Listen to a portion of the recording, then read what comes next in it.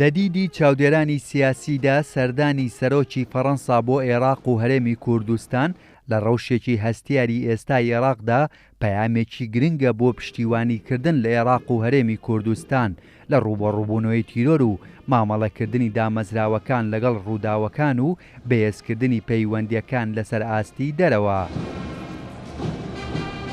چۆن ئێمە بتوانین وەکو یەک کوتلەی کوردی موحەد لە بەرامبەر هەم بەغایە هەم لە بەرامبەر کۆمەڵی نێودەوڵەتی هەم لە بەرامبەر دۆلی ئیقلیمە خاوەنی یەک پەیام و یەک ڕوئیا و یەک ئامانج بین.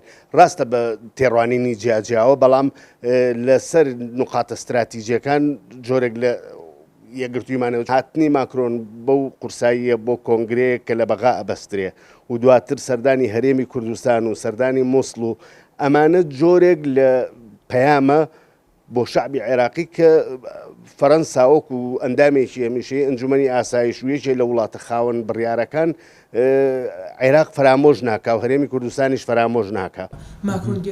بۆ میدیاکارانیش سەردانەکەی ئیمانوێل ماکرۆن هەنگاوێکی ترە بۆ بەهێزکردنی ئاسایشی هەرێمی کوردستان و دەرکەوتنی ڕۆڵی فەڕەنسایە شانبەشانی ئەمریکا لە دوورخستنەوەی کاریگەری ئەو ڕووداوانەی ناوچەکەیان بە کێشەکان بارگاوی کردووە.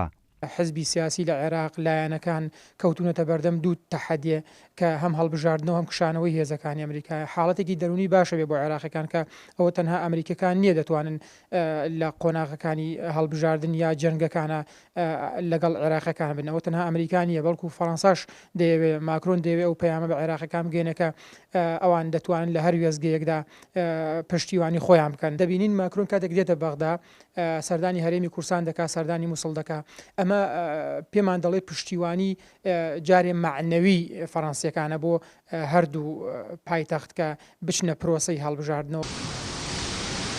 شەوی 27 ئاب ئیمانوێل ماکرۆن سەرۆکی فەڕەنسا گەیشتە عێراق و بەشداری لە کۆنگرەی بەغداد کرد و ستایشی پێکەوە ژیانی ئاینەکانی کرد و لەگەڵ کوردانی ئێزدی ڕزگاربووی دەستی داعشیش ڕایگەیاند هەرگیز دەستبەرداریان نابێت.